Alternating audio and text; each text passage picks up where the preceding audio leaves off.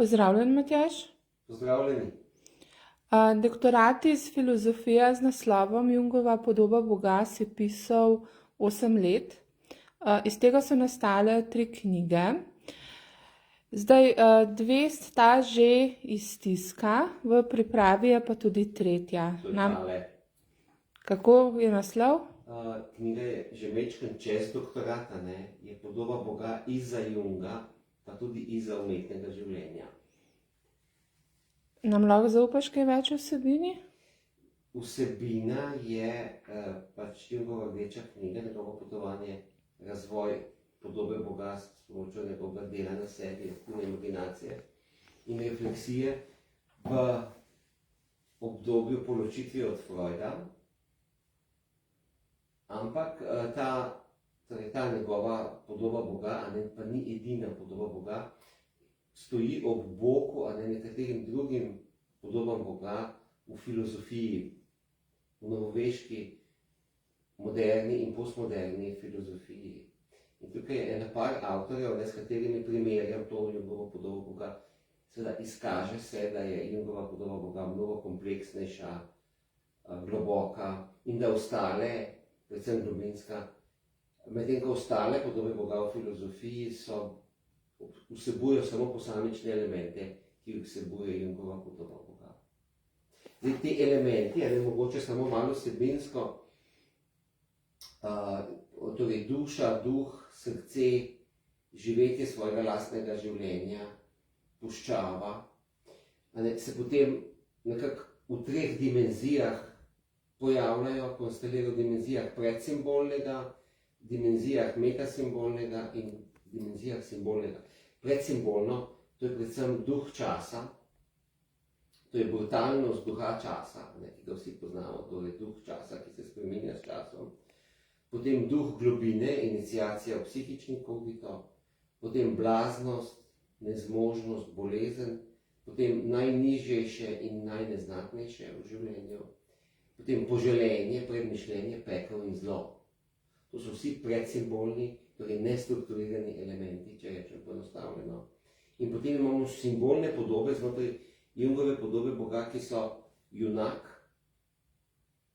in njegova smrt, izgubar, potem Jezus in njegovo zlomljenje, kot pravi Jung, potem Marija, mati in otrok, hudič, ter potem 2 obliki Boga, kolektivna in individualna, ki sta abraxas in fanes.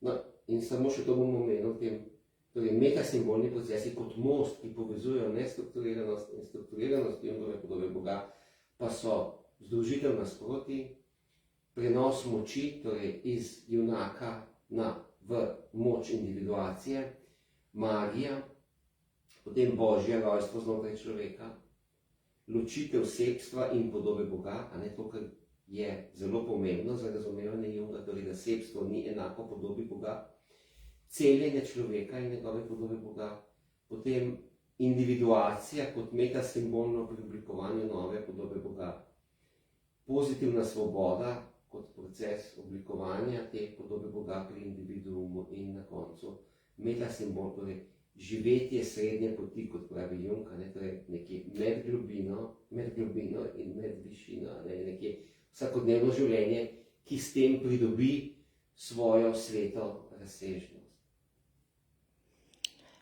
Zagovor doktorata je v sredo naslednji teden, se pravi 5. aprila ob 13. uri na Filozofski fakulteti. Ja, zagovor je javen, torej bo v modri sobi, torej vabljeni, da pridete, ampak potem imamo naslednji dan, imamo potem še en dogodek. Se pravi v četrtek, 6. aprila ob 18.30 je pa predstavitev knjig. To bo pa na Ipalu, takrat ste pa vabljeni na kozarc penine, soka, vode, nekaj malega pojesti in tam bova z Matejo Bartol predstavila 2 knjigi, in sicer Cogito Methodum in 3. Cogito Imago Dei, ki je pa nastala na podlagi disertacije. Se pravi, obe knjigi boste tudi 20% znižani. Kasneje je v bistvu pa še en dogodek junija v Cankarjevem domu. junija bo javno predavanje z istim imenom kot je knjiga, tam bo tudi javno predavanje in potem bo julija v manjšem obsegu pa delavnica o bolezni in norosti na podlagi študija Rdeče knjige. Se mi zdela tak način, kako se da ukvarjati z boleznijo in norostjo kot načinom dela na sebi in osebnostne rasti, preobrazbe in razvoja individuacije. To pa bo od 12. do 16. julija na Dujčevi domačiji, ta Dujčeva domačija je pa tam nekje blizu Divače. in Ilirske ali blizu. 8 minut iz Divače. Tam bomo v naravi tudi delali, tako da tam je prostora za koliko, si rekla, Alenka? Do 20 ljudi. Do 20, ne, 15 bo kar v redu. Tako. Vabljeni na dogodke. Vabljeni, da se malo podružimo in pogovorimo.